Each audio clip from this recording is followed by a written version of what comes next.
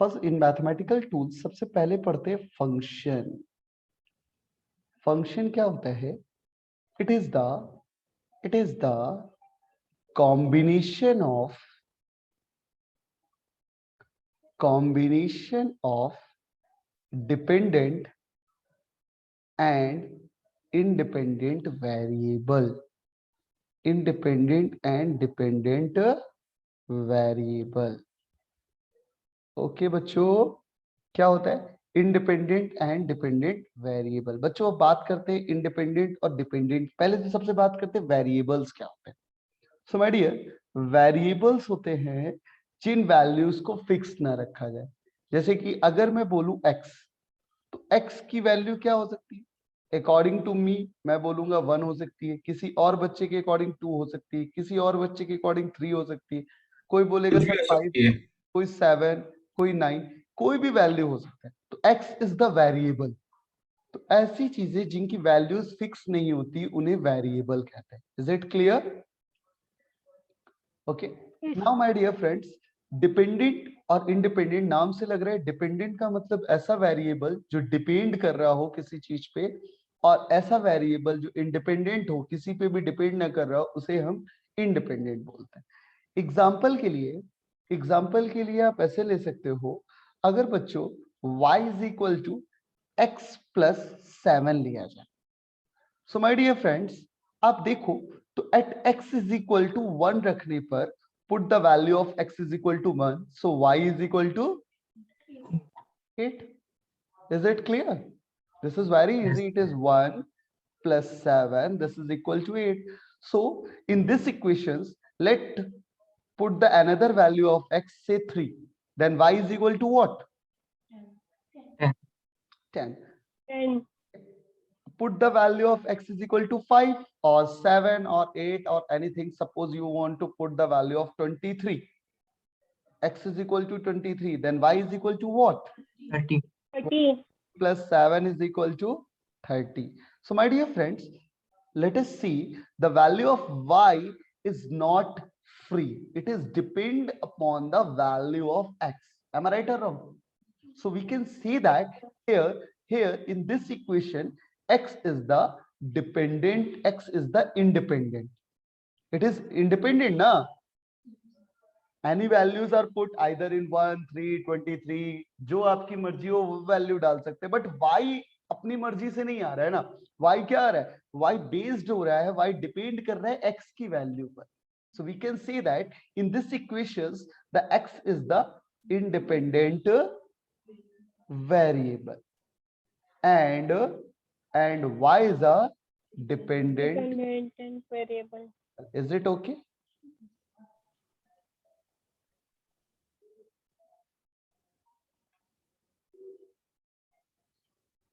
Okay my dear. So बच्चों एक काम करते हैं, आपसे मैं और पूछ रहा हूं। अगर मैं आपसे ऐसे पूछूं z is equal to X square, so who is the independent and which variable is independent and which variable is dependent? X is independent, Z is X dependent. is independent. Very good. Independent variable. Okay my dear. And z is Dependent variable. variable. Very good. So please remember and be carefully, the functions is represented by f of x. So y equal to f of x means y is a function of x. Z equal to f of c means z is a function of c. Psi equal to f of alpha means psi is a function of alpha. And independent variable. Is it clear? Now let us see the next important thing is that types of vectors, types of functions.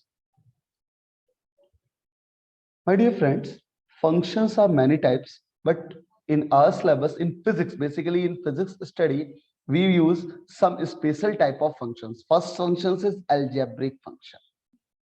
Algebraic functions means only consider alphabets or variable like a, b, x, y, x square, y cube, z की power 4. These are the alphabets are used in the algebraic functions. ऐसे functions जिनके variables introduce हो वो सब किसमें कहलाते हैं? आपके एल्जेब्रिक फंक्शंस कहलाते हैं। Is it? algebraic function. Second one है आपके पास trigonometric function. Trigonometric function, my dear friends, trigonometric functions is basically जिन भी फंक्शंस के आगे साइन, कोसाइन, कोसाइन, टेंजेंट ऐसे वर्ड्स का यूज किया जाए ना, टेंजेंट, कॉट, कोसेक, सेक, ऐसे वर्ड्स का यूज किया जाए तो समझ जाइए वो कैसे फंक्शन है, ट्रिग्नोमेट्रिक फंक्शन है। फॉर एग्जांपल सपोज करो y equal to sine 15 degree, so this is the trigonometric function ना, ओके। Yes, sir. और next function is logarithmic function. Sir, LOGA. हाँ,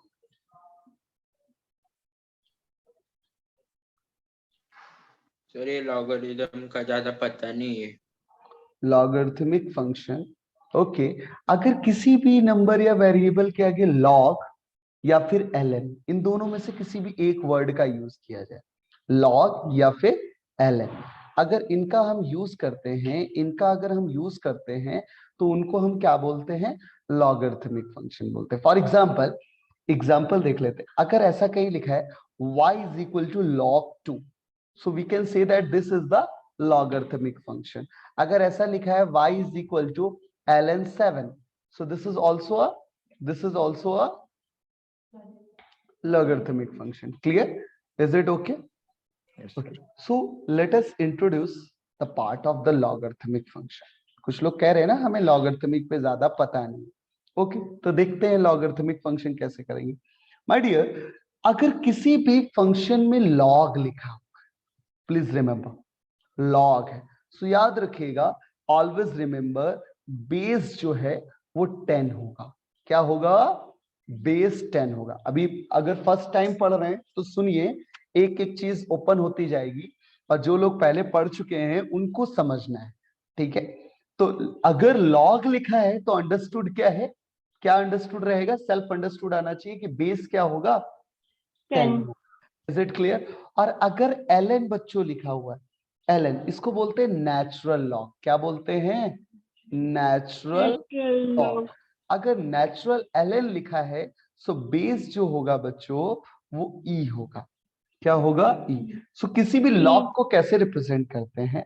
ऐसे लिखते हैं y is equal to log 2 base 10, ऐसे लिख दिया तो दिस इज लॉग।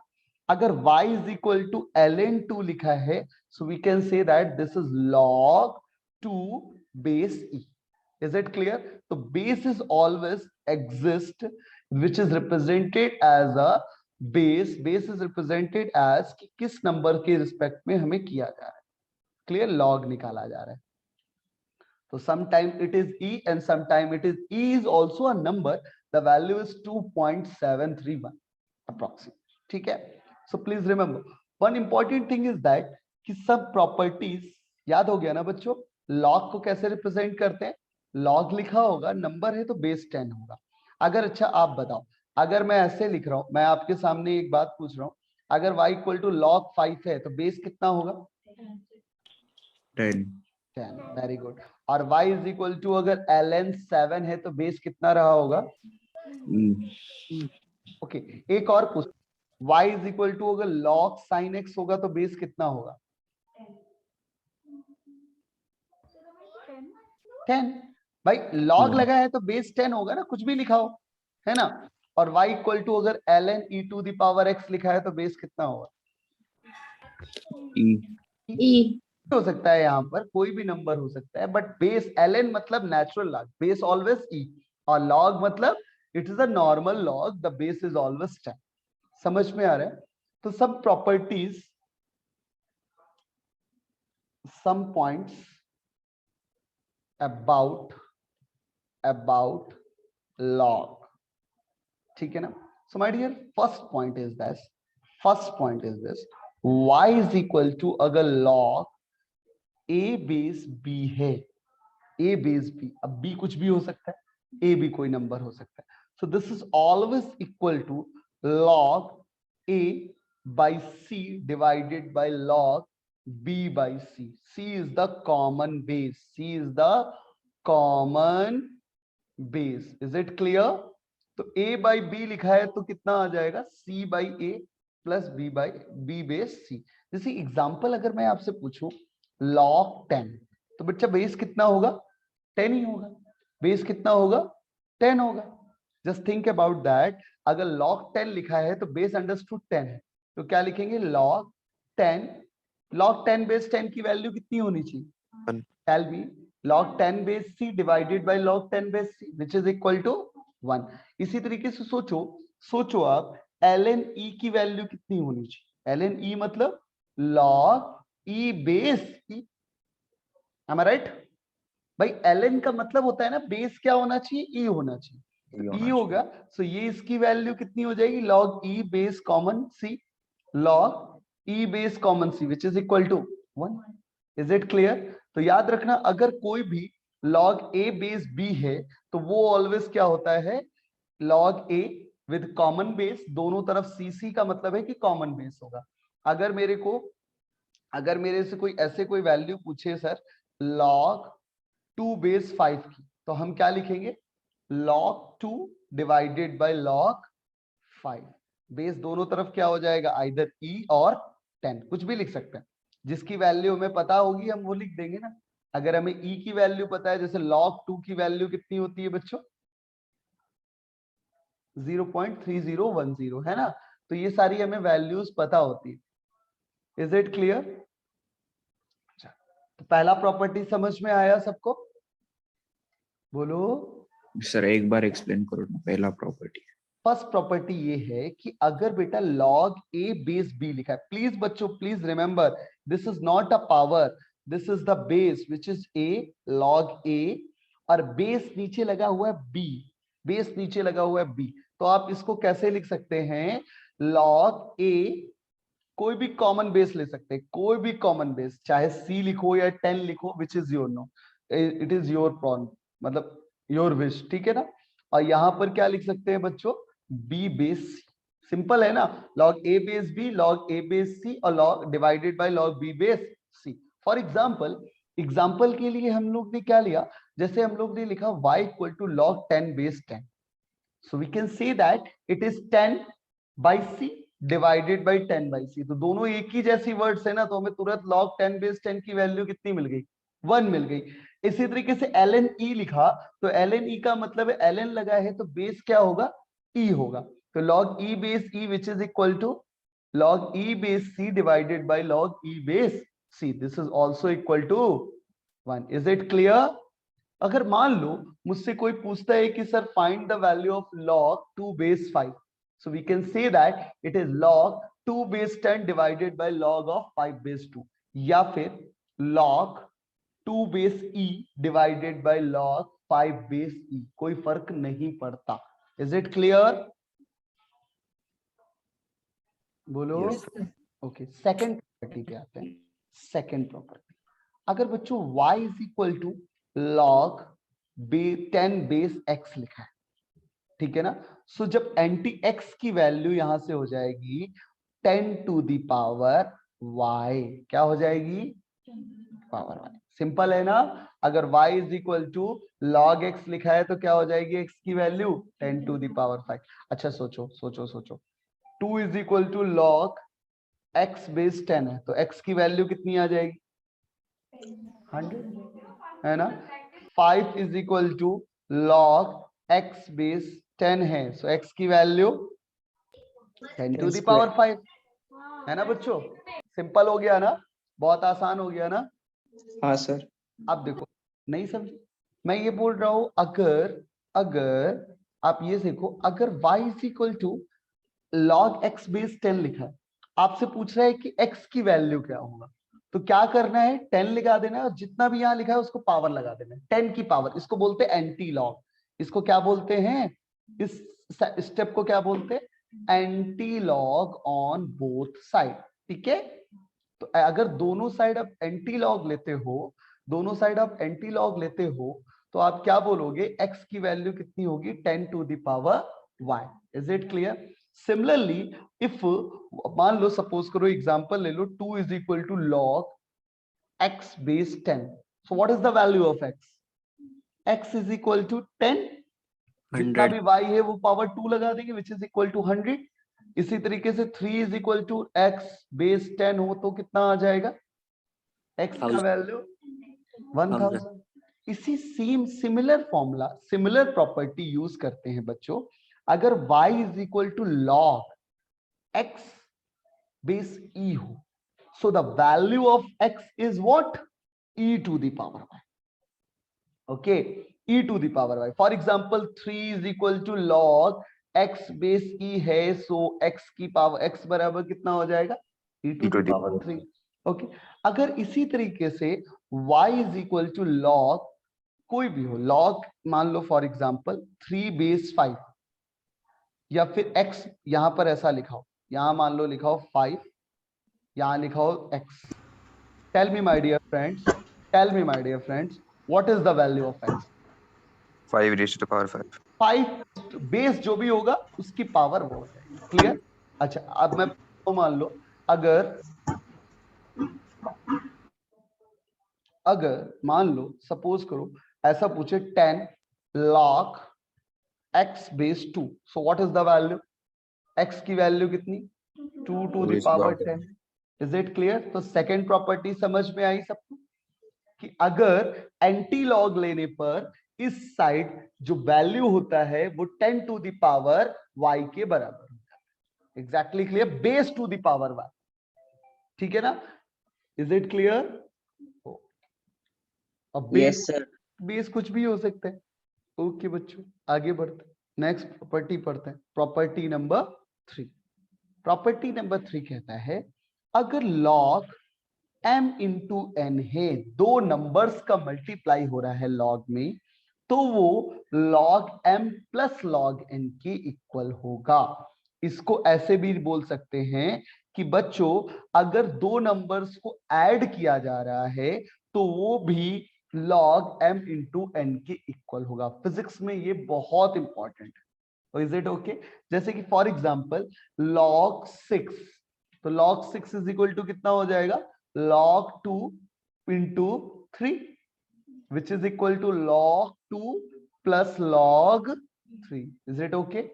इसी तरीके से log, अगर मेरे से कोई पूछता है फॉर एग्जांपल a मान लीजिए 12, तो मैं क्या बोलूंगा, log 4 into 3, which is equal to log 4 plus log 3। Is it clear? Okay, property number next, अगर log m by n है, so it is log m minus log, या फिर अगर बच्चों log m minus log n है तो उसको भी log m by n बोल सकते हैं। फॉर एग्जाम्पल, अगर मेरे से बोले कोई log 1.5 की वैल्यू बताओ, तो मैं क्या बोलूंगा, इट्स log 3/2। क्या कहते हो बच्चों, log 3/2 means log 3 minus log 2, है ना? अगर हमसे कोई पूछता है सर कि log 3.5 की वैल्यू बताओ, तो हम क्या बोलेंगे, log 7/2, which is equal to log 7 minus log 2। Is it clear मेरे दोस्तों?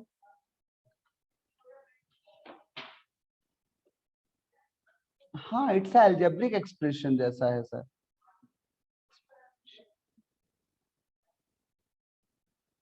Neeraj, what do you want to say? Okay, next property कहता है, अगर y is equal to log m to the power n हो, ये प्रॉपर्टी भी बहुत use होने वाली है, तो इसको हम लोग क्या लिख सकते हैं बच्चों, n log m लिख सकते हैं। जो प्रॉपर्टी पावर होगी वो आगे आ जाएगी। फॉर एग्जांपल, अगर log 8 की वैल्यू निकालनी है तो हम क्या लिख सकते हैं, log 2 टू द पावर 3 लिख सकते हैं ना, तो इट्स अ 3 log। इसी तरीके से अगर log 16 की वैल्यू निकालनी है तो हम क्या लिखेंगे, 16 log 2 टू द पावर 4, तो ये कितना आ जाएगा, 4 log। Is it okay? log 27 की वैल्यू अगर निकालनी है तो log 27 की वैल्यू निकालनी है तो it's a log 3 to the power 3 which is equal to 3 log 3. समझ रहे हैं ना? तो ये प्रॉपर्टीज है लॉग की, इनको आपको याद रखना है। एक और इंपॉर्टेंट टर्म है, अगर बच्चों कर्व की बात करी जाए, y equal to log x का कर्व, ठीक है ना, बेस अगर 10 है मेरे दोस्तों, क्या है, बेस 10 है, तो याद रखना निगेटिव लॉग कभी डिफाइन नहीं होता, negative log never can be defined, ठीक है ना। तो x हमेशा कैसा होना चाहिए, x is always greater than 0 because x अगर x less than 0 होगा so log x can't be defined, ठीक है।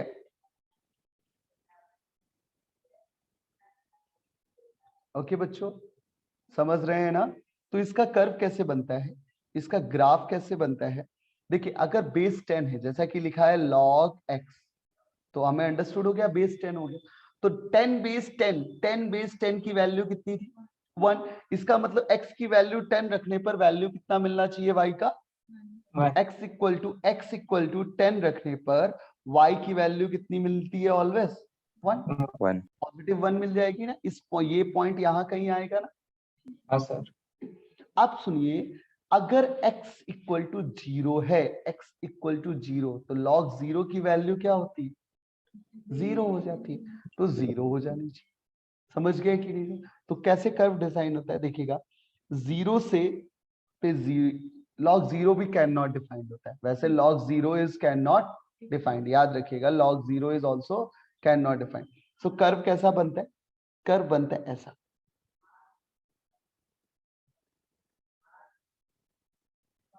समझ गए, लाइक दिस कर्व। ओके, ये y की वैल्यू 1 जो है वो कहां पे मिलेगी, यहाँ कहीं, ठीक है, यहाँ कहीं। कोई प्रॉब्लम, कोई समस्या? No sir. ये हो गया कर्व। इसको थोड़ा और एक्सपोनेंशियली कर सकते हैं अगर करना चाहें तो, इसको थोड़ा और एक्सपोनेंशियली कर लेते हैं,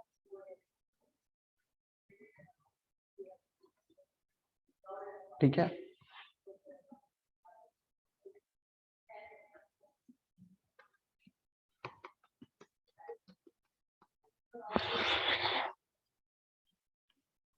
टाइप्स ऑफ फंक्शन में नेक्स्ट फंक्शन आता है एक्सपोनेंशियल फंक्शन। बच्चों exponential function are those functions जिनकी नंबर की पावर वेरिएबल्स हो, जैसे 2 to the power x, 5 to the power x, 7 to the power y, 8 to the power z, ये सब क्या है, एक्सपोनेंशियल फंक्शन। इसमें एक स्पेशल टाइप का एक्सपोनेंशियल फंक्शन आता है जिसको e to the power x बोलते हैं। e is also a number, मैंने शुरुआत में बताया ना, वैल्यू इज 2.731, है ना। तो ये याद रखना, e एक खुद में क्या है, वेरिएबल है, और इस फंक्शन को हम एक्सपोनेंशियल फंक्शन बोलते हैं। कहने का मतलब है अगर y equal to e to the power x लिखा है तो we can say that this the exponential function. Is it clear? तो अगर आप दोनों साइड लॉग लेते हो, जैसे y equal to e to the power x है, तो दोनों साइड लॉग लेंगे तो क्या आ जाएगा, log y is equal to log e to the power e base, ठीक है। तो वैल्यू कितनी हो गई, log y is equal to x आ गया ना, क्योंकि इसकी वैल्यू तो 1 ही हो जाएगी ना, और पावर आगे आ जाती है, ऐसे करके लिख सकते हैं, यही तो फर्स्ट प्रॉपर्टी है। So again x is equal to कितना आ जाता है, log y। सो एक्चुअली देखा जाए तो exponential e to the power x is basically defines the logarithmic function. It is the anti-log process of a function. Clear? Okay. Hello. So बच्चों अगर y Yes, equal sir. to e to the power x, मेरे दोस्तों सुनना, y is equal to अगर e to the power x का curve आपको draw करना है, कर्व को थोड़ा ध्यान रखिएगा प्लीज। तो दुनिया में किसी की पावर 0 हो, किसी भी नंबर की पावर, हमेशा उसकी वैल्यू 1 के इक्वल होती है, ठीक है। तो अगर मान लो x at x is equal to 0, at x is equal to 0, y should be 1। पहली बात तो ये हो गया। दूसरी बात अगर ध्यान से देखा जाए, x अगर लेस देन 0 होगा इसका मतलब x नेगेटिव हो जाए। For example e to x equal to 2 पर x इक्वल टू 2 पर y की वैल्यू x इक्वल टू -2 पर y की वैल्यू क्या आएगी, e की पावर -2। तो बताओ y पॉजिटिव आएगा कि नेगेटिव आएगा? Tell me. 1 upon e square लिख सकते हैं इसको, तो ये भी वैल्यू पॉजिटिव आएगी कि नहीं आएगी? इसका मतलब x नेगेटिव होने पर भी y कैसा मिलने वाला है आपको? पॉजिटिव मिलने वाला। Is it clear? x की अच्छा सोचो, y equal to x to the power minus infinity e to the power minus infinity क्या होगा? y is equal to 1 upon e to the power infinity ना। e to the power infinity जो होगा वो value लगभग किसके बराबर होगी? ऑलमोस्ट 0 के बराबर होगी। 1 अपॉन इंफिनिटी क्या होता है? 0। समझ रहे हैं कि नहीं समझ रहे हैं? Hello, is it okay? Yes, sir. Yes, bar sir. और समझते हैं, एक बार और बात करते हैं हम। तुम सोचो ना, e की पावर माइनस इंफिनिटी को अपन ऐसे लिख सकते हैं y is equal to 1 upon e की पावर इंफिनिटी। e की वैल्यू कितनी है बेटा? 2.73 की होल पावर इंफिनिटी। तो 2.73 की whole power infinity is becomes infinity ना। Yes, sir. तो 2.73 की whole power infinity 1 upon infinity क्या होगा? 0 के बराबर होगा ना। अप्रोक्सीमेशन ऑफ 0 क्या कहते हैं? Yes, sir. we can say that कि अगर x इंफिनिटी हुआ, माइनस इंफिनिटी हुआ, तो y किसके बराबर होगा? 0 के बराबर। ऑलमोस्ट x कभी इंफिनिटी नहीं होने वाला। तो देखिए कर्व कैसा बनेगा, y इज ऑलवेज पॉजिटिव ना, ऑलवेज पॉजिटिव। तो कर्व ऐसा बनेगा एंड x इक्वल टू 0 पर y की वैल्यू क्या आ जाएगी? 1। x इक्वल टू 0 पर y की वैल्यू 1। बन गया ना कर्व? याद हो गया? याद हो गया? अरे बोलो, this is the simple curve. हाँ सर। हाँ sir. ठीक है, ओके बच्चों, ओके ओके ओके ओके। तो एक्सपोनेंशियल फंक्शन भी समझ गए। मिक्स्ड फंक्शन देख लेते हैं। मिक्स्ड फंक्शन क्या होता है? जब इनमें से किन्हीं दो या दो से अधिक फंक्शन, टू और मोर देन टू फंक्शंस को क्या करके कंबाइंड करके अगर कोई फंक्शन डिजाइन किया जाता है तो उसे क्या कहते हैं हम? Mixed function. For example y is equal to, अगर मैं लिखूं log sin x, तो बच्चों इसमें क्या है? log भी लिखा हुआ, इसमें क्या है बच्चों? लॉगरिथमिक भी है, ट्रिगोनोमेट्रिक भी है और एल्जेब्रिक भी है। सो माय डियर फ्रेंड्स, इस फंक्शन में हमने लॉगरिथमिक, ट्रिग्नोमेट्रिक और एल्जेब्रिक, इन तीनों फंक्शंस का कॉम्बिनेशन किया हुआ है कि नहीं किया हुआ? तो इसको हम क्या बोलते हैं? मिक्स। अब इसको ऐसे बुलाओगे तो अच्छा लगेगा क्या? If this function is called like that, logarithmic, trigonometric, algebraic, इससे तो better it is the mixed function.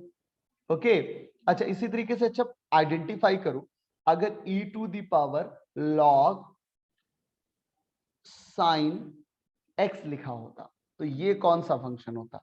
ये भी मिक्स्ड फंक्शन होता ना। कौन कौन से फंक्शन इसमें इंट्रोड्यूस हुए? कौन कौन से? सबसे पहला फंक्शन कौन सा है?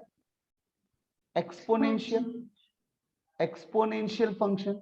फिर उसके बाद लॉगरिथमिक, फिर ट्रिग्नो और फिर Algebraic. Is it okay? बोलो बच्चों। Yes, sir. हाँ सर। ठीक है, आगे देखो। सो अब ये सारे फंक्शंस अगर आपने पढ़ लिए ना, जैसा कि आपने ये सारे फंक्शंस पढ़ लिए, तो पढ़ने के बाद आपको क्या होगा? अब आपको चीजें और अच्छे से समझ में आएंगी। So now we will discuss about the most important topic mathematical tools is differentiation and integration. My dear friends, this is the revised class, so we will discuss both process simultaneously. Means differentiation and integration both process at simultaneous, and we will discuss. So first of all, think about what is the means of differentiation. Differentiation means splitting. Differentiation means splitting, and integration means joining. So tell me and just see, we can say that the antonym of splitting is the joining now, and the antonym of joining is splitting. That's why That's why we can say that the differentiation in a mathematics, the differentiation is the antonym of integration. Because after all, integration is the joining process. Integration is what? It is the joining process, and splitting is what? Differentiation is what? Splitting process. So we can say that the differentiation is the antonym of integration, or integration is the antonym of differentiation. Is it clear? So बच्चों जिनको तोड़ना आता है, splitting मतलब तोड़ना ना, break करना, तो जिनको ब्रेक करना आता है उनके लिए डिफरेंशिएशन बहुत आसान है, जिनको जोड़ना आता है उनको इंटीग्रेशन बहुत आसान है, ज्वाइनिंग बहुत आसान है। तो जो लोग भाई तोड़ने पे यकीन रखते हैं, मैं तो वैसे जोड़ने पे बिलीव रखता हूँ, तुम लोग किस पे रखते हो भाई? ज्वाइनिंग पे बिलीव रखते हैं। अच्छा, बहुत बढ़िया बात है। कोई है इसमें? अरे क्या सर, तोड़ने पे भी बिलीव रखते हैं क्या? क्या जोड़ना है नीरज? अरे कुछ भी जोड़ो यार, जोड़ना बस चाहिए, है ना? ओके, धीरज बोल रहे हैं अकॉर्डिंग टू सिचुएशन। अच्छा, मैं तो चाहे कोई भी सिचुएशन हो, हम हमेशा तो चाहेंगे कि लोग जुड़े रहें आपस में, सब कुछ जुड़ा रहे, टूटने में बड़ी तकलीफ होगी, ठीक है ना? बट फिर भी कई बार हमें डिफरेंशिएशन और इंटीग्रेशन देखना पड़ेगा। सो बच्चों, आप मेरे को समझो। सबसे पहले तो पहला, डिफरेंशिएशन का मीनिंग क्या है? डिफरेंशिएशन का मीनिंग क्या है बच्चों? स्प्लिटिंग करना। डिफरेंशिएशन का मीनिंग क्या है? प्रोसेस ऑफ स्प्लिटिंग, तोड़ना। कैसे? बहुत स्मॉलेस्ट पार्ट में। अगर मतलब मैं आपको एक वॉल दूं, ऐसे एग्जांपल लेते हैं, कुछ थोड़ा सा कोरिलेट करते हुए चलता है। एक वॉल दूं तो wall is form from brick, है ना? तो अगर मैं पूछूं कि सर इसको तोड़ने पर आपको एलिमेंट्री पार्ट क्या मिलेगा, तो इस वॉल का टुकड़ा क्या होगा? ब्रिक होगा ब्रिक ब्रिक। सर। सो है ना, मेरी बात समझ में? और ऐसी बहुत सारी ब्रिक्स दे दी जाएं तो क्या बना सकते हैं हम? एक वॉल बना सकते हैं। Wall. That means we can say that कि the differentiating part of wall is, we can say that the differentiating part of wall is bricks and the integrating part of bricks is wall. is it clear? अच्छा, लेकिन just remember, be careful in a integration अगर बच्चों हमारे पास BRICS है, एक brick दे दूं, तो आपने भी बोला ना कि अगर सर हमें ब्रिक्स दे दोगे, number of bricks, so integrating part of the bricks is wall. सिर्फ वॉल ही डिजाइन कर सकते हैं क्या? नो सर, बहुत कुछ बना सकते हैं। क्या क्या बना सकते हैं? वॉल बना सकते हैं, रूम बना सकते हैं, ब्रिज बना सकते हैं, है ना, बिल्डिंग्स बना सकते हैं, या फिर बहुत सारी ऐसी चीजें हैं जो हम एक ब्रिक की हेल्प से बना सकते हैं। We don't have the certain values ना, लेकिन अगर वॉल को तोड़े तो क्या मिलेगा? वॉल का ब्रिक्स सर। वॉल का एलिमेंट्री पार्ट भी ब्रिक्स होगा, रूम का ब्रिक, ब्रिक्स का ब्रिक्स का भी। तो मतलब ब्रिक्स। ये तीनों अलग अलग चीजें हैं ना। वॉल अपनी यस सर। है, रूम एक अलग चीज है, ब्रिज एक अलग चीज है, बिल्डिंग एक अलग चीज है ना। तो एक इंटीग्रेटिंग पार्ट के, एक डिफरेंशिएटिंग पार्ट के बहुत सारे आंसर्स हैं, जबकि हर एक इंटीग्रेटिंग फंक्शन का जो पार्ट है, जो डिफरेंशिएटिंग पार्ट है, वो क्या है? ब्रिक्स है। चाहे वॉल का आप देखो तो भी ब्रिक्स, रूम का देखो सर। तो भी ब्रिक्स, ब्रिज का देखो तो भी ब्रिक्स, और बिल्डिंग का देखो तो भी bricks. Yes, tell me, sir. Sir, I had sir, what sir, I didn't get what you said just right now, sir. Okay, I want to say that the integrating, as we know, the brick is the differentiating part of wall. Yes. Am I right? Brick is also the differentiating part of room. Yes, it sir. is also the differentiating part of building. It is Yes. also the differentiating part of bridge, according to your examples. Okay, sir. So we can say that if you integrate, if you join the bricks to bricks, one brick to another bricks, if you join one to another bricks one by one, then you can form wall as well as room as well as bridge as well as building. इसमें से कुछ भी आप draw कर सकते हो ना, कुछ भी फॉर्म कर सकते हो ना. Yes, sir. सो ये तो हमारी विश पे डिपेंड करता है ना. Yes. इन बच्चों, अगर मैं आपको ये बोलूं, अगर मैं ये बोलूं कि सर मैं जो ब्रिक दे रहा हूं उस ब्रिक से मेरे को 3 into 4 into 5 फीट क्यूब का रूम चाहिए. So now what is the actual answer? Actual room, answer अब sir. क्या मिलने वाला है? अब हम लोग अब क्या मिलने वाला है? एक रूम ही मिलने वाला है कि नहीं मिलने वाला मेरे बच्चों? Yeah, sir. तो भाई ऐसा. सो इसका मीनिंग ये रिप्रेजेंट होता है कि अगर हमें कोई रेस्ट्रिक्ट कर देगा, if given at some limit, then we have single answers. Am I right or not? If we don't have any limits, so we have lot of answers. Am I right or wrong? Hello बोलो. No, yes, sir. है. सो ये बात हम बोल सकते हैं ना बच्चों, अगर हमारे पास लिमिट्स हैं, हमें बाउंडेड कर दिया जाए, मैं फिक्स, अब मैंने बोल दिया यार मुझे रूम बनाओ, तो फिर अब आपको बनाकर ही देना पड़ेगा ना रूम. या ऐसा सोच लो, ऐसा सोच लो, मैं आप सबको ये बोलूं कि यार आप ऐसे समझ लो, लेट अस एज्यूम दैट कि मैं एक टास्क देता हूं आप सब लोगों को कि सर आप लोग एक क्यूब बनाकर लाओ, जिस क्यूब को देखने के बाद मैं बहुत खुश हो जाऊं. सो यार ये क्यूब, बस क्यूब बनाना है, और क्यूब बनाने के लिए, और क्यूब ऐसा बनाना है जिससे सौरभ सर क्या हो जाए?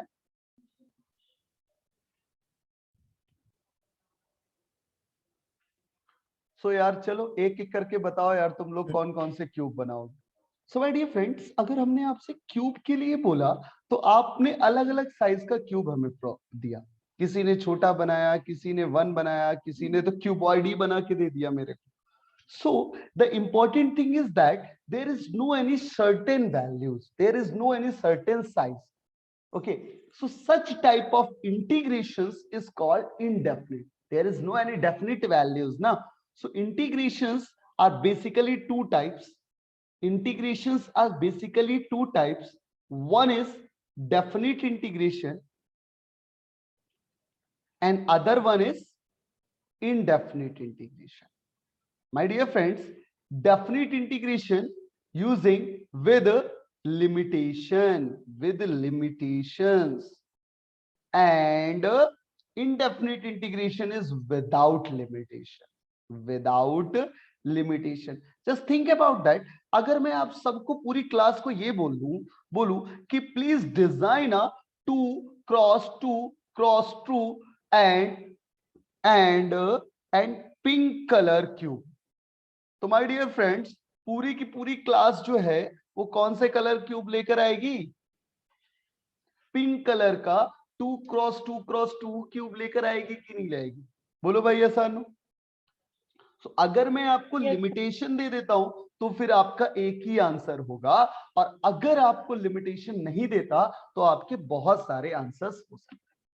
सो किसी भी इंटीग्रेशन को सॉल्व करने के बहुत सारे आंसर्स हैं, बट डेफिनेशन, अगर आप डिफरेंशिएशन की बात कर रहे हो, सो डिफरेंशिएशन के टाइम पर आप चाहे वॉल को तोड़ो, रूम को तोड़ो, ब्रिज को तोड़ो, बिल्डिंग को तोड़ो, क्यूब को तोड़ो, कुछ भी तोड़ो, आपको क्या मिलेगा? ब्रिक ही मिलेगा. इसका मतलब कि बहुत सारे इंटीग्रेटिंग पार्ट का डिफरेंशिएशन एक ही हो सकता है.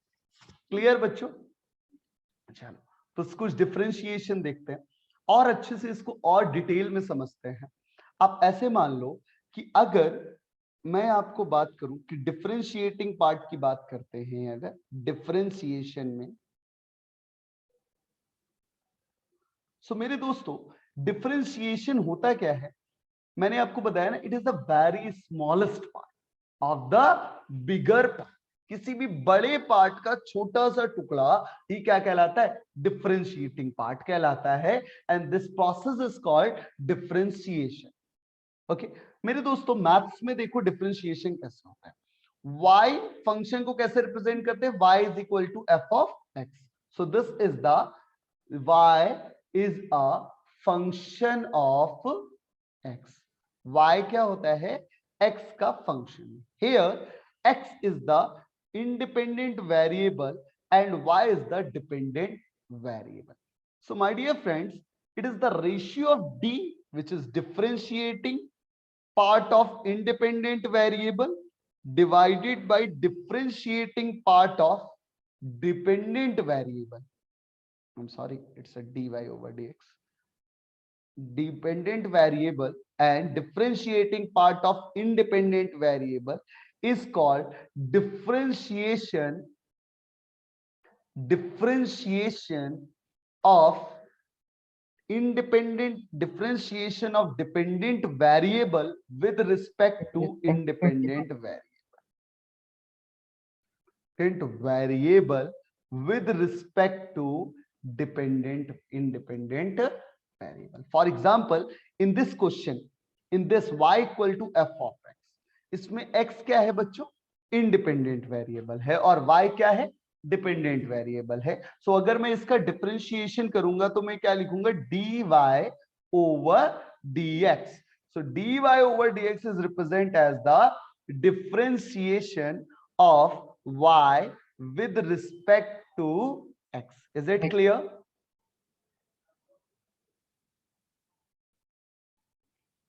Yes, sir. With only hostels. Sir और एक Okay, बार sir. समझाना। What are you saying? और एक बार समझाओ, मतलब नहीं समझा। ओके देखिए डिफरेंशिएशन क्या होता है? डिफरेंशिएशन क्या होता है? जैसे z equal to F of C है। सो माय डियर फ्रेंड्स, इसमें c क्या है? c क्या है? इंडिपेंडेंट का। और z क्या है? डिपेंडेंट वेरिएबल है। तो अगर मैं डिफरेंस ऐसे बोलूं कि डिफरेंशिएट करो z को with respect to x, मतलब differentiation on both side with respect to c. If you want to differentiate a z with respect to c, then this is equal to dz over dc. Is it clear? Is it clear? Yes sir. जैसे कि मान लो, जैसे ऐसे मान लो कि, और एक example देख लेते हैं। जैसे कि मान लो for example y is equal to sin x। एक एग्जांपल दे रहा हूं मैं आपको। तो अगर मैं आप बोलूं कि differentiation of y with respect to x, सो इसका मतलब क्या करना है आपको? dy over dx is equal to d by dx into sin x। दोनों तरफ d by dx लिख दिया ना, तो ये क्या मतलब हो गया कि इस फंक्शन को डिफरेंशिएट किया किसके रिस्पेक्ट में? किसके रिस्पेक्ट में? Sir dx sir. x के रिस्पेक्ट में। एक बार फिर से, अगर y is equal to for example y equal to log x होता, ठीक है ना? अब आपको बोलते कि differentiation of y with respect to x। सो यहां क्या करते? d by dx। इसका मतलब क्या है कि डिफरेंशिएट कर रहे हैं किसके रिस्पेक्ट में? x। नीचे x dx लिखा तो x के, तो into y is equal to, इधर भी क्या होता है? d by dx into log x। तो देखा जाए ये और ये चीज एक ही जैसी लिखी है कि नहीं लिखी? फिर से d by dx को काट दो तो y equal to log x दोबारा आ जाएगा कि नहीं आ जाएगा? सो बस क्या करना है, अगर डिफरेंशिएशन कहीं लिखा है, अगर कहीं डिफरेंशिएशन लिखा है या किसी भी फंक्शन को डिफरेंशिएट कर रहे हैं तो d by dx लिखेंगे। फॉर एग्जांपल मेरे दोस्तों, अगर मैं बोलूं y is equal to log 7x है, ऐसे एग्जांपल, और मैं आपसे पूछना चाह रहा हूं कि differentiation of y with respect to u, तो अब क्या करोगे? अब क्या करोगे? बोलो बोलो बोलो। dy over du is equal to d by du into log 7x। Am I right or wrong? तो जिसके रिस्पेक्ट में डिफरेंशिएट करते हैं वहां u लगा देते हैं। बच्चों सिंबल्स देखते हैं डिफरेंशिएशन, समझे ना? तो डिफरेंशिएशन का symbol, symbols of differentiation, symbols of differentiation. My dear friends, देखिए सबसे पहला तो ऐसे रिप्रेजेंट करते हैं dy over dx समटाइम्स, ठीक है ना। फिर इसका मतलब क्या होगा, differentiation of y with respect to x। Sometime it is, कुछ बुक्स में ऐसे लिखते हैं del y over del x। इसका भी मीनिंग यही होता है कि differentiation of y with respect to x। कुछ बुक्स में आपको y प्राइम लिखा हुआ नजर आ जाएगा, ऐसे y के ऊपर एक डैश लगा देते हैं, है ना। तो y prime is also indicates the del y, differentiation of y with respect to x और with respect to independent variable. Sometime it is represent as a f prime x, कभी कदार ऐसे भी लिख देते हैं। इसका भी मीनिंग यही होता है कि इट इज डिफरेंशिएटिंग पार्ट। तो चाहे f प्राइम x लिखा हो, ये भी डिफरेंशिएटिंग पार्ट है, डिफरेंशिएटिंग पार्ट है। और चाहे बच्चों y प्राइम लिखा है, ये भी डिफरेंशिएटिंग पार्ट है। del y over del x, this is also differentiating part, and dy over dx is also a differentiating part. Is it clear? बोलिए sir, okay. My dear, one more important thing is that some important formulas are used in differentiation. तो देखते हैं one by one formula, आपको सारे फॉर्मूले में समझाता हूं। पहला फॉर्मूला है, अगर किसी भी वेरिएबल की पावर n कुछ भी हो सकता है, n बिलोंग्स रियल नंबर, कुछ भी हो सकता है, आइदर पॉजिटिव और नेगेटिव और रैशनल, कुछ भी, ठीक है। तो अगर n बिलोंग्स रियल नंबर है तो कोई भी आ सकता है।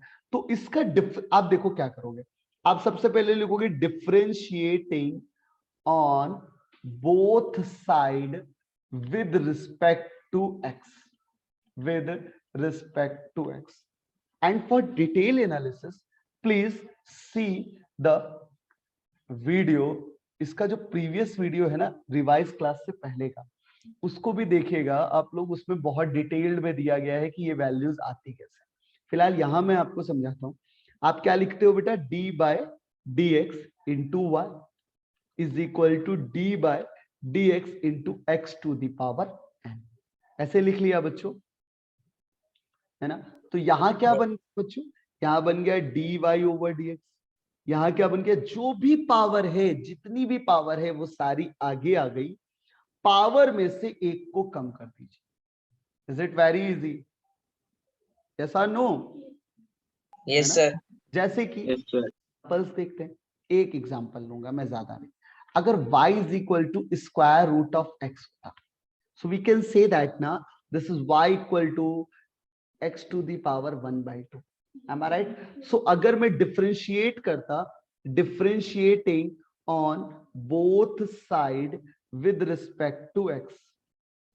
So my dear friends, क्या करते हैं हम, एक तरफ लिख देते dy over dx, दूसरी तरफ क्या लिखते, d by dx into x to the power 1 by 2. तो जो भी पावर होती वो सारी की सारी किधर आ जाती, आगे आ जाती। और पावर में से कितना कम कर देते बच्चों, 1 by 2 minus 1 कितना होता है, -12।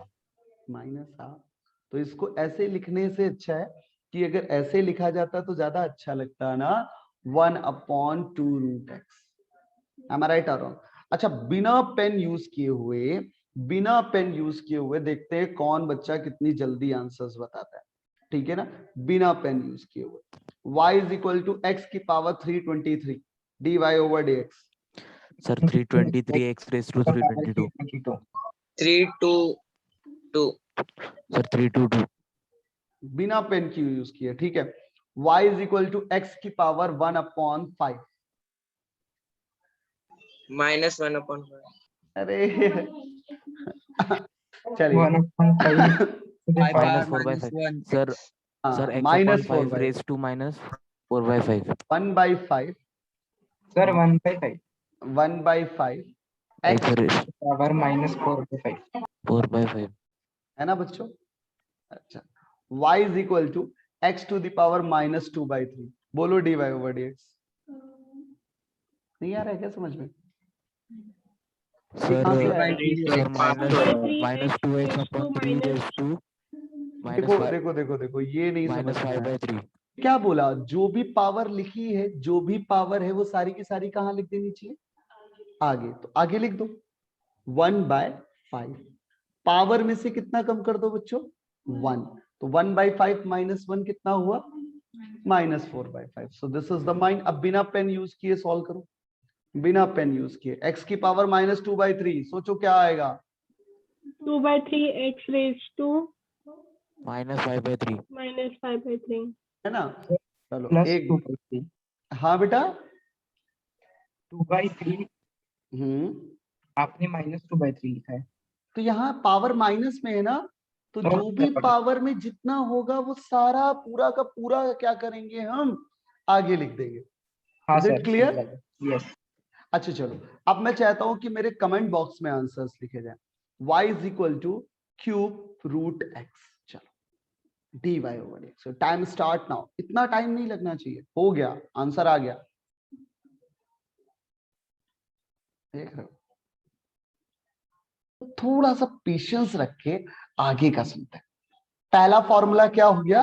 y equal to x to the power n है। डिफरेंशिएट करना है तो क्या हो जाएगा बच्चों? nx to the power n minus 1। Is it clear? Is it? Yes sir. It clear? Okay, आगे देखते हैं। अगर बच्चों अगर ऐसा कुछ लिखा है y is equal to x plus 5 to the power 32 for example, या x square plus 5 to the power 32, ऐसा कुछ लिखा है। x square plus 5 to the power 32. Now you want to differentiation on both side with respect to x. Is it clear? Yes sir. Yes sir. इधर क्या लिख देंगे? d by dx into y। इधर क्या लिख देंगे बच्चों? d X. by dx x square plus 5 to the power 3/2। So बच्चों आज मैं आपको एक ऐसी बिल्कुल ऐसा मतलब चीज बताने जा रहा हूं ना जो बहुत इंपॉर्टेंट है, और आप कभी गलती नहीं करो। सुनना अच्छे से, ठीक है ना? क्या करना है इधर? तो बच्चों dy over dx आ जाएगा ना? हाँ सर। इधर क्या करना है? जो भी, अब देखो पावर 32 को तुम ओपन कर सकते हो क्या? तुम्हारे लिए पॉसिबल है क्या पावर 32 को ओपन करना? बहुत टाइम लग जाएगा ना 32 को, हाँ, होल सर। पावर 32 को ओपन करना। हमें ज्यादा से ज्यादा क्या याद है? x प्लस 2 का होल, a प्लस b का होल स्क्वायर याद है, या a प्लस b का होल याद है। मैक्सिमम अगर हम कर भी पाएंगे थोड़ा बहुत मैथ्स वैथ्स लगाकर, तो a प्लस b की होल पावर 4 तक कर पाएंगे। एम आई राइट और wrong? Right a sir. Plus b की होल पावर 32 को ओपन करना हमारे लिए बहुत मुश्किल है। तो अब कैसे सॉल्व करें? तो बेसिक चीज है, जो भी पावर में लिखा है, जो भी पावर में लिखा है, सबसे पहले वो सारा का सारा आप वैसे ही लिख दो। आगे लिख दिया, फिर लिखा। जो भी ब्रैकेट के अंदर है उसे एज इट इज पुट कर दो। ठीक है?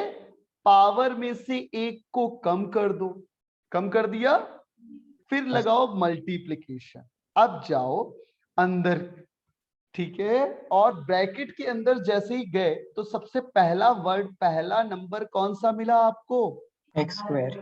2x बन जाएगा। तो एक्स स्क्वायर 2x का डिफरेंशिएशन क्या हो जाएगा? 2x। 2x। और किसी नंबर, किसी भी नंबर का जो डिफरेंशिएशन होता है बच्चों, वो ऑलवेज क्या होता है? 0। सो माय डियर फ्रेंड, इसको सॉल्व किया तो आंसर कितना आ गया? dy over dx is equal to 32x square plus 5 x into x square plus 5 to the power 31। थोड़ा सिंप्लीफाई कर लेते हैं। सो dy over dx is equal to 64x into x square plus 5 की पावर 31। क्लियर बच्चों? Yes sir. चलो एक और करते हैं, एक एग्जांपल और करते हैं और देखते हैं अब कर पाएंगे कि नहीं। y is equal to x square plus 3x plus 2 to the power 51। Tell me my dear friends, dy over dx। आप सब लोग अपनी नोटबुक में करके रखो, मैं पूछूंगा तो आप वही y और नो का कमेंट लिखना। हमने आपको क्या बोला, इस क्वेश्चन को कैसे करेंगे? तो जो भी पावर होगी वो सारी की सारी कहाँ आ जाएगी, आगे आ जाएगी। So complete power return firstly, ठीक है। तो if the power is 51, so return right 51।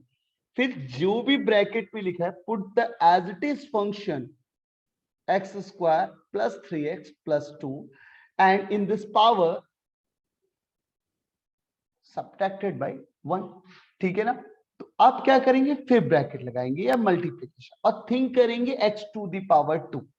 तो x टू द पावर 2 का डिफरेंशिएशन बच्चों क्या होगा, x टू द पावर 2। तो जितनी भी पावर है आगे आ जाती है, it is treated like this, and 2 into x और 2 माइनस, ठीक, प्लस अब 3, x की पावर कितनी है बच्चों यहाँ पर 1, तो पावर क्या होगी बच्चों, आपको यहां सॉल्व करके दिखाता हूं मैं। Due to lack of space I want to solve in here.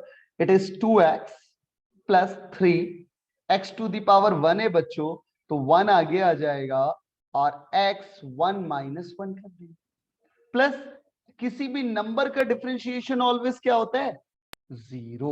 So my dear friends, the answer is dy over dx is equal to 51 x square plus 3x plus 2 to the power 50 into 2x plus 3. So जिन बच्चों का ये answer है, just raise your hand please.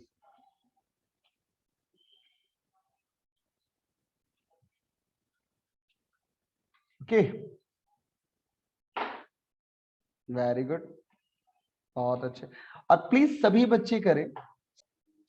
इस question को करने के लिए आपको बस करना क्या था, सबसे पहले जो भी पावर लिखी है उसको एज इट इज पुट कर दीजिए। सबसे पहला काम आपका यही होना चाहिए कि पावर को लगा दीजिए, जो भी ब्रैकेट में लिखा है उसे एज इट इज लिख दीजिए, √x plus 1 upon √x। My dear friends, power में से 1 कम करेंगे तो 30 में से 31 में से 1 जाएगा तो 30 बचेगा ना। यहां तक तो सबने लिख लिया होगा, जो भी क्वेश्चन सॉल्व कर रहा होगा उस सब बच्चे ने ये काम तो कर लिया होगा। एम आई राइट और रॉन्ग? Yes sir. अब बात करते हैं x की, जरा ध्यान से देखिएगा। √x means x to the power 1/2, √x means x to the power 1/2। सोचो इसका डिफरेंशिएशन क्या होगा, सोचो सिर्फ इसके बारे में। तो जितनी भी पावर होगी आगे आ जाएगी, और पावर जो है वो 1 से कम है कि नहीं, माइनस। तो 1/2 में से 1 को सब्ट्रैक्ट करेंगे तो क्या बन जाएगा, is it clear? Yes sir. Yes, okay. और आप सोचो 1 अपॉन √x, 1 अपॉन √x को क्या लिख सकते हैं बच्चों, x टू द पावर -1/2 लिख सकते हैं। इसको डिफरेंशिएट करो, इसको डिफरेंशिएट करो, क्या होगा, -1 upon 2 x to the power -1/2 -1 which is equal to 1 upon 2 x to the power 3/2। Division ये ऐड हो गई ना पावर, तो 1/2 प्लस 1 इज 3/2, -1 3/2 नीचे चला जाएगा ना। अब ये टर्म माइनस, ये दोनों हम यहां पुट कर सकते हैं। तो क्या लिखे, 1 upon 2 √x -1 upon 2 into x की पावर 3/2। Is it clear? चलो अब मैं एक और करके दिखाता हूं, मैं अपनी तरफ से खुद करता हूं। y is equal to cube √x plus 1 upon cube √x की whole power 1 whole power 1/3। For example such type of question asked. Okay my dear friends, देखो मैं कितनी जल्दी करूंगा, दिमाग में मेरे क्या चल रहा है, dy ओवर dx, जितना भी पावर है सारा आगे लिखना है, क्यूब √x लगाना है, जो भी जैसे लिखा है उसको एज इट इज ब्रैकेट में लिख दिया मैंने। 1/3 - 1 which is equal to 1/3 - 1 is -2/3। Bracket लगाएंगे, फिर से अंदर गए x टू द पावर, इसको मैं क्यूब √x नहीं पढ़ूंगा, इसको मैं क्या पढ़ूंगा, x टू द पावर 1/3। भाई क्यूब √x का मतलब क्या होता है, x टू द पावर 1/3। अब मैंने पढ़ा x टू द पावर 1/3, तो x टू द पावर 1/3 का डिफरेंशिएट अपने दिमाग में किया 1/3 और x to the power 2/3 direct लिख देंगे ना। 1/3 - 1 इज -2/3, नीचे आएगा तो क्या बन जाएगा 2/3 प्लस साइन लगाएंगे। इसको मैं क्या पढ़ूंगा, इसको मैं क्या पढ़ूंगा, 1 अपॉन क्यूब रूट एक्स को, सोचो सोचो सोचो, इसको क्या पढ़ूंगा मैं, एक्स टू पावर -1/3। तो -1/3 को लिखते वक्त क्या करेंगे बच्चों, -1/3 आ गया, और -1/3 -1 कितना होता है, -1/3 -1, सोचो सोचो सोचो, 4/3 ना। डन, हो गया सॉल्व, अरे हो गया। एक बार और करते हैं, y is equal to x to the power 1/5, x to the power 1/5 plus 1 upon x to the power 1/5 की whole power 2/5। Tell me my dear friends, इस बार dy ओवर dx आप निकालो, इस बार dy ओवर dx आप निकालो। किसने बहुत जल्द आंसर लिखे मेरे तरीके से, 2/5 x to the power 1/5 plus minus x to the power प्लस x to the power -1/5, 2/5 -1 is 3/5 minus का, and into 1/5 x to the power 4/5 minus 1/5 x to the power 6/5. How many students gives this answer? Tell me, my dear friends. Dheeraj, बहुत बढ़िया। जितने बच्चों के answers आए हैं, just raise your hand please. Sir आपने बस जो नीचे लिखा। Similarly my dear friends, y is equal to, अगर sin x है तो इसका बच्चों डिफरेंशिएशन हो जाएगा cos x। Clear, y equal to sin x differentiation cos x, y is equal to cos x differentiation minus sin x, very good, और y is equal to tan x, तो इसका differentiation sec square x, ठीक है मेरे दोस्तों, और y is equal to cot x, तो इसका क्या हो जाएगा,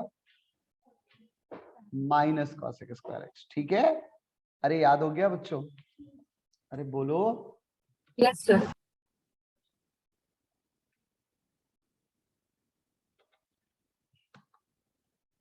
है ना, और बताओ, y is equal to cosec x, y integrate y differentiation e raise to x is equal to y is equal to cosec x का पहले बताओ, minus cosec x cot x।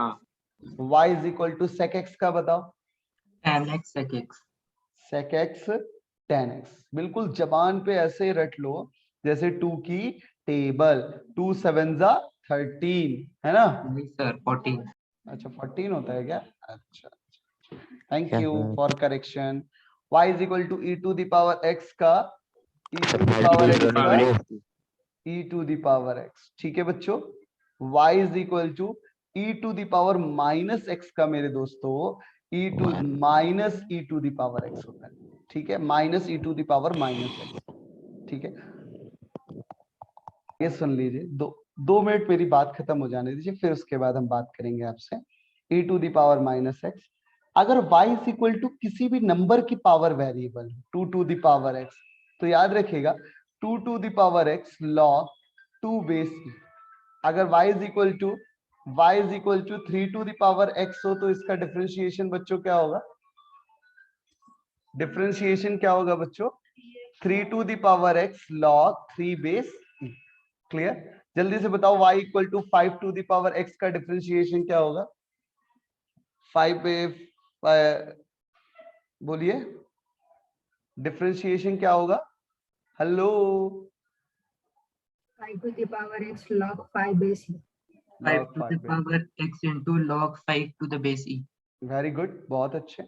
अब देखिए, तो ये कुछ बेटा फॉर्मूले हैं, ये कुछ फॉर्मूले हैं जिनको आपको बिल्कुल अच्छे से रिमेंबर रखना है, जिसमें ट्रिग्नोमेट्रिक फॉर्मूले, और ये अब एक फॉर्मूला और है log x। अगर y equal to log x लिखा है, चाहे कोई भी बेस हो, आइदर बेस e और base 10, doesn't matter, the differentiation is 1/x, differentiation is 1/x। Is it clear? Okay, कोई प्रॉब्लम? मैंने शुरुआत में ही आपको बताया, फर्स्ट टाइम ये बात बताई कि अगर डिफरेंशिएशन और इंटीग्रेशन की बात करी जाए तो integration is the antonym of differentiation, yeah, we can say that it is the vice versa of differentiation। So let me, this nx to the power n minus 1, it is the differentiating part of x to the power n. So integrating part of nx to the power n minus 1 is what? x to the power n x to the power n. Cos x का integrating part क्या होगा? sin x sin x minus sin x का cos x. सो अगर हमें बच्चों ये differentiating part के फॉर्मूले याद हो जाएं तो हमारे लिए इंटीग्रेशन भी इजी हो जाता है कि नहीं हो जाता है बच्चों? आप देखिए ना, cos x का माइनस sin x होता है. क्या बच्चों? डिफरेंशिएटिंग होता है cos x का डिफरेंशिएट माइनस होता है, सॉरी, माइनस sin x, तो माइनस sin x का इंटीग्रेशन क्या हो जाएगा? cos x आ जाएगा. इसी तरीके से सारे ये डिफरेंशिएशन आपको याद हो जाएंगे. क्लियर? इन सबको याद कर लेंगे ना आज? हाँ सर. बढ़िया तरीके से आप सब लोग याद कर